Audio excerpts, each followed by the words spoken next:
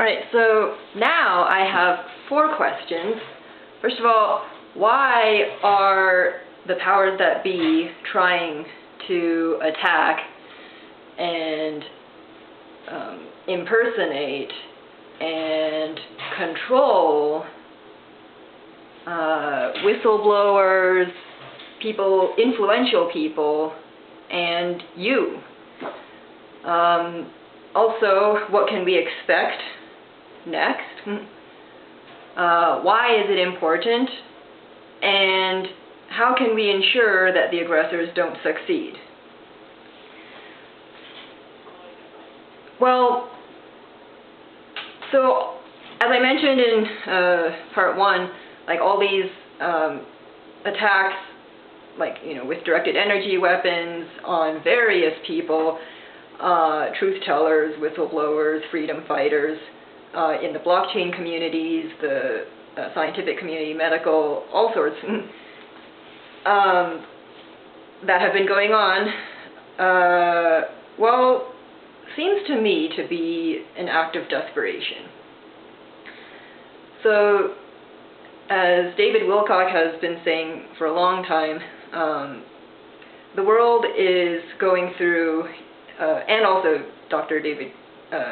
Stephen Greer, and basically the world is going through a change, an increasing, widening gap between those who are working to disclose and liberate and free us from our slavery to the status quo,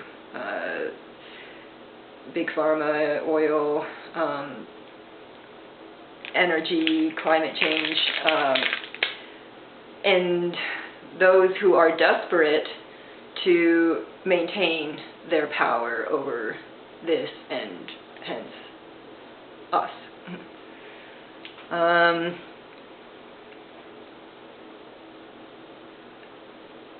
So what can we expect next? Well, what's already going on is mandatory vaccinations, which, as you can see there in the sources, there are many adverse reactions reported to vaccines. There are many ingredients in vaccines that are non-vaccine. They're not the drugs themselves. Yeah, there's also like delivery of neural implants, which can be used to track, possibly control our brains, and also track our medical data implanted in us. Yeah, so I'd like to point you to the sources. Why are the world's top vaccine promoters frantically warning about the frightening dangers in developing a coronavirus vaccine? Also, facts about California's mandatory vaccine law, SB 276/2019, as reported by Ben Swan of Truth in Media, and the text of the bill itself. The interview of Suzanne Humphreys, MD, internist, nephrologist, with Canal Second Opinion on YouTube, and research on cytokine storm syndrome. In this video by the Children's Health Defense run by RFK Jr., called Here's Why Bill Gates Wants Indemnity, Are You Willing to Take the Risk? We hear from these vaccine promoters themselves about the dangers of coronavirus vaccine. So it says, why are the world's top vaccine promoters like Paul Offit and Peter Hotez frantically warning us about the unique and frightening dangers inherent in developing a coronavirus vaccine? Dr. Offit of the Children's Hospital says, we don't have any history of making a coronavirus vaccine, so how are we going to make it? Is it going to be an mRNA vaccine? Is it going to be a DNA vaccine? Is it going to be a purified protein vaccine? Is it going to be a vectored vaccine? Nobody knows. And certainly the FDA has got to regulate this product, because right now everybody in the United States will probably take it in a second, even if it wasn't tested. And what's going on, as the video says, coronavirus vaccines make binding antibodies, and these actually make the disease worse. they result in antibody-dependent enhancement, also known, which you might have also heard as referred to as SIDS, which is related, or also as cytokine storm syndrome, which is also related. And all of these are where the body's immune system starts attacking the body's own cells. And this has been going on not just with vaccines, but also with, like, Monsanto, now called Bayer, their increased use of GMOs, but which allow them to increasingly use pesticides, which result in microcephaly, like what was happening with the babies with their shrunken heads in Brazil, which the World Health Organization blamed on not pesticides, but on a Zika virus, which causes like a fever that you recover from after a week.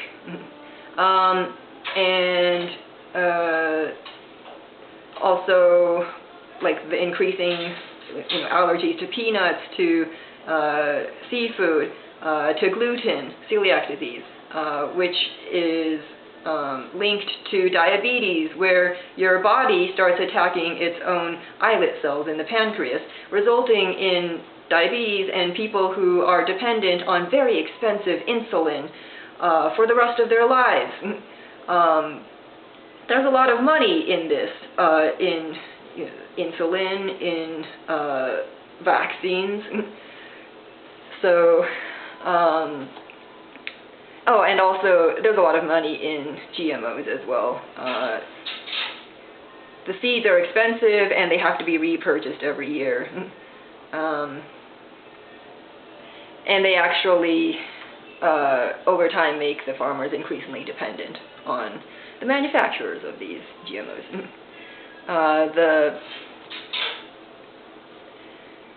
Because over time, pesticide resistance also sets in and just makes the whole dependence even worse. Okay.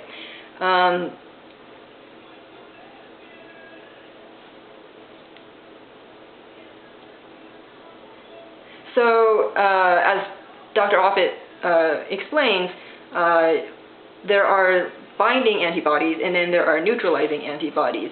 And you want more neutralizing antibodies, but the coronavirus vaccine makes binding antibodies. All right, and then here's from Peter Hotez of Baylor University. One of the things we're not hearing a lot about is the unique potential safety problem of coronavirus vaccines. With certain types of respiratory virus vaccines, you get immunized, and then when you get actually exposed to the virus, you get this kind of paradoxical immune enhancement phenomenon. We started developing coronavirus vaccines, and our colleagues, we noticed in laboratory animals that they started to show some of the same immune pathology. So we said, oh my god, this is going to be problematic. The video goes on. Fauci has made the reckless choice to fast-track vaccines, partially funded by Gates, without animal studies that could provide early warning of runaway immune response. Gates is so worried about the danger that he says he won't distribute his vaccines until governments agree to indemnify him against lawsuits. And on February 4th, 2020, when there were only 11 active CV, that's coronavirus, cases in the USA, the US quietly pushed through federal regulations giving coronavirus vaccine makers full immunity from liability. Are you willing to take the risk?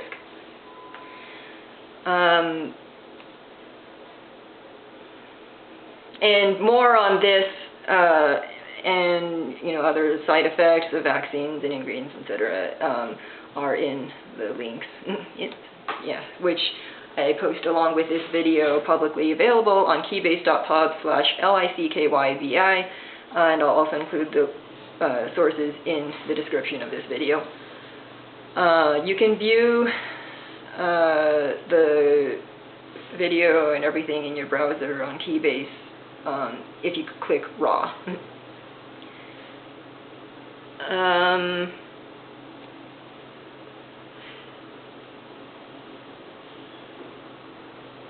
And furthermore,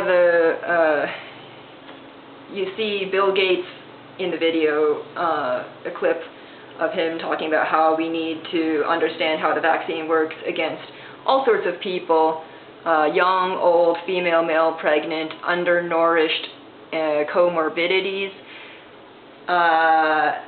Well, yes, because it is well known that starvation of cancer cells is effective against cancer, which is another side effect of vaccines, and and other weapons, like, biowarfare weapons. Yeah, so starvation of cancer cells was discovered by Nieng Yan,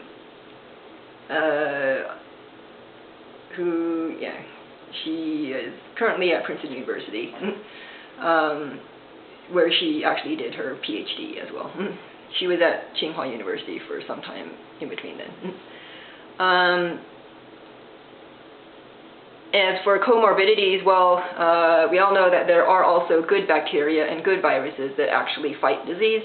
So probiotics, prebiotics, the viruses in our mucus that defend, are very defensive against diseases.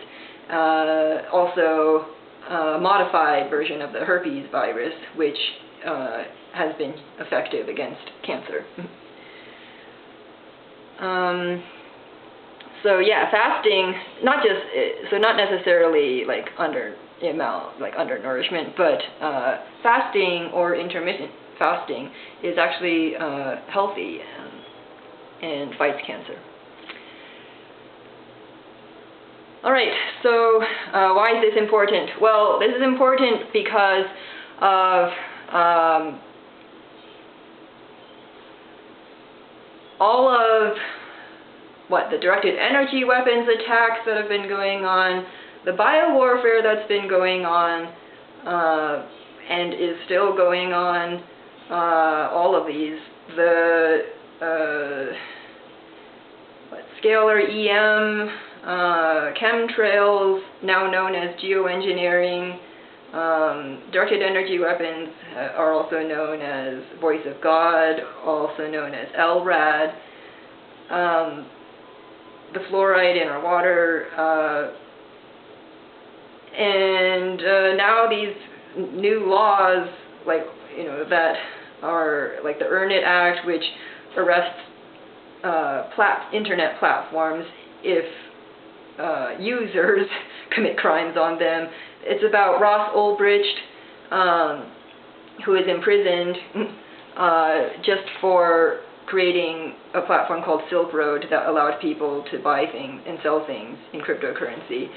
And yet they gave him a life sentence, even though all he did was create the platform. And they only sentenced to a few years the people who were actually engaging in black markets and trafficking on that website. You can see that in the links as well. It's about Julian Assange, who has been imprisoned in the Ecuador embassy since March 2018 and in Belmarsh prison since March 2019. About Edward Snowden, who famously ex-CIA pursued all the way to Russia. Chelsea Manning, who has been in prison since 2019. All these people who exposed how the powers that be have been surveilling us, all our phone calls, our emails, our devices. Also the collateral, Chelsea Manning exposed the collateral damage in the war against terror. And then, more people like Meng Wanzhou, who has been under house arrest since March 2019 for planning to engage with trade with Iran regarding Huawei phones. She's the CFO. Her father, Ren Zhengfei, is the CEO of Huawei. And this would allegedly because this breaks the sanctions against Iran. This is about the 8 WuHan whistleblowers who are dead. who warned about the coronavirus in, they were doctors. Liang Wudong, Li Wenliang, Xiao Jun, Xu Defu, Liu Fan, Liu Zhiming, Peng Yinhua, Huang Wenjun, Xia Sisi. This is about the first Wuhan whistleblower, Dr. Ai Fen, who disappeared at the beginning of this month. This is about the other Chinese whistleblowers who are missing now.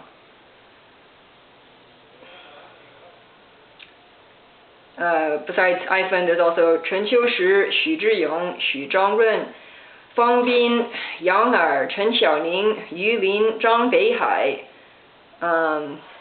The doctors all across the world, people fighting against coronavirus, the deaths from coronavirus all across the world, the people in Hong Kong who have been fighting for the rightful freedoms under the Sino-British Joint Declaration since the Umbrella Revolution in 2014. The children in India and Africa and worldwide who are suffering from ADHD, eczema, possibly death also from vaccines.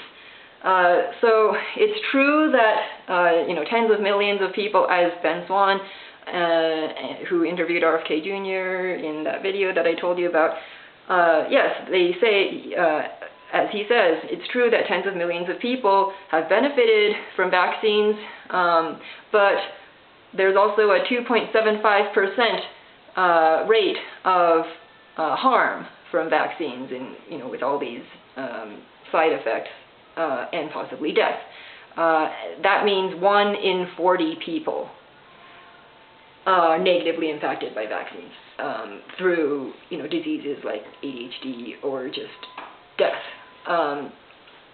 This is about the parents in California right now and New York who are protesting against mandatory vaccine bills like SB 276 2019.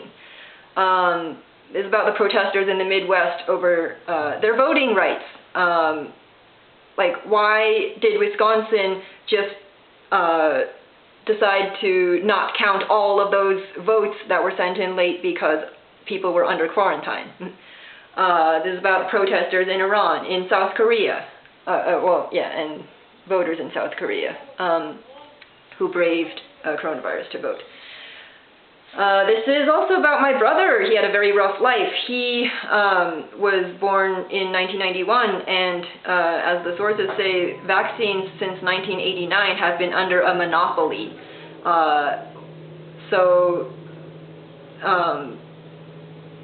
Ever since 1989, it's been more about making money for Big Pharma than about curing disease. And my brother suffered from eczema that now I know finally what explains that.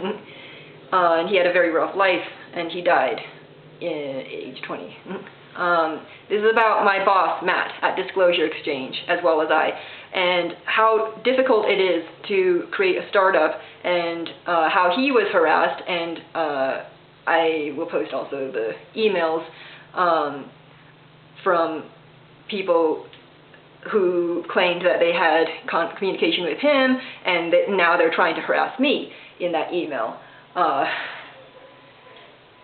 Asking, where's our bank account, where's our, and he had called me before about people harassing him about, this is a unregistered security, and you really need an attorney in order to create a startup, and that's what he was doing, and the attorneys cost $500 an hour, and in order to comply with all these, and we would have had to, and we were working on getting a Reg A, and just going through all this bureaucracy, and all these people harassing us about you have to it's just so easy to miss something, let's just say. And he also died last year, August.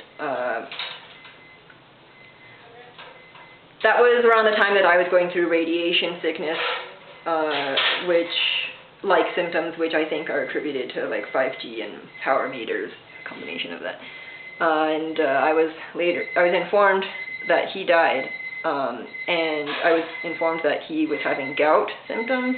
But then at his funeral, I was informed that, I was informed that he had a brain stroke. But at his funeral, I was informed that he had gout symptoms. And then people at his funeral were harassing us, his friends, his family, and trying to blame it on drinking. But I mean, it's not like he was a very heavy drinker, and a lot of people drink like maybe once a week, like he did. So I don't think that could have caused him to die.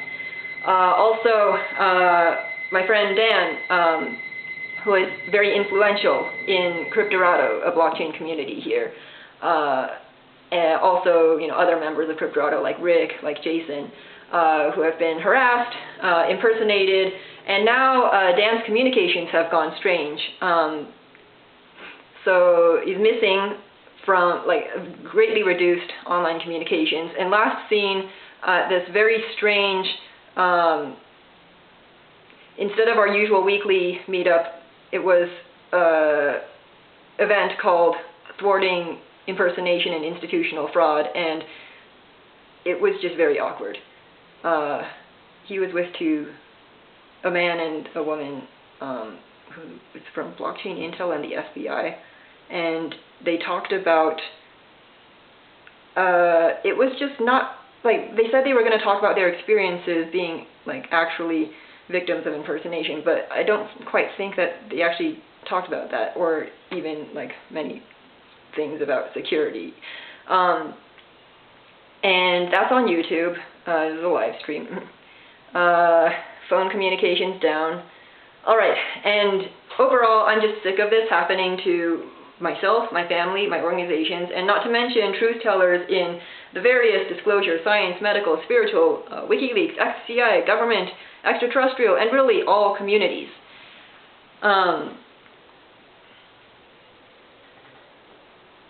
So, lastly, how can we ensure that all these aggressors don't succeed at killing, at impersonating, at controlling us and our children? Well, first of all, don't let them create a monopoly on vaccines. Don't let them make it mandatory to have a coronavirus vaccine, flu vaccine. And why in the heck have vaccines for measles and polio and all these things, why have they been mandatory for everyone since 1989? And why are vaccines now mandatory in California due to SB 276/2019, regardless of medical exemption, previous family history of adverse reactions, regardless of religious and philosophical exemption? It's more likely to have higher quality vaccines if you respect the free market and have competition and not monopoly of the pharmaceutical companies over these vaccines. Also, notice that no one else is requiring, so first of all, you need to ask yourself, what's wrong with people being able to choose whether or not to use vaccines and whether to use alternative medicine or Western medicine.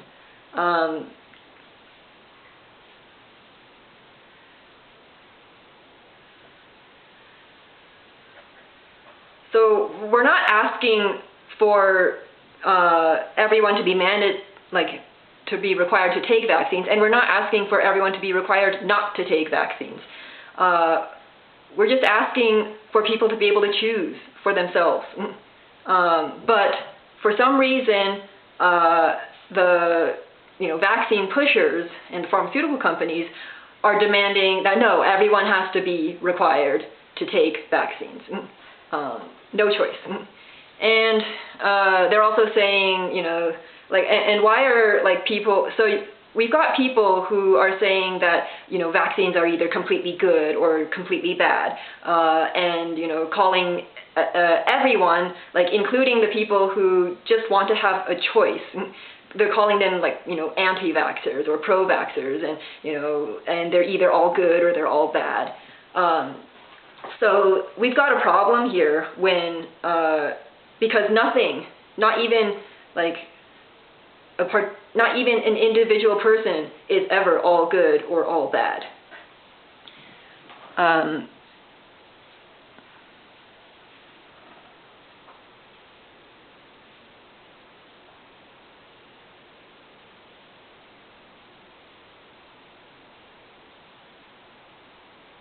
Yeah, and we've got a problem with the monopoly.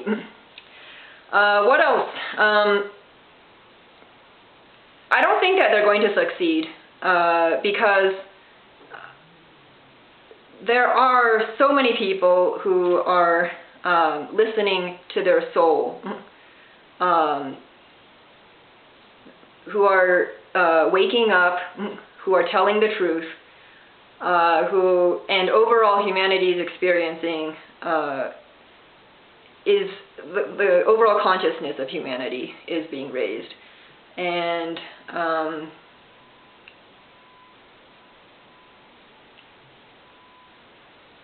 well, here's a quote. I'd like to end with a quote from Paramahansa Yogananda.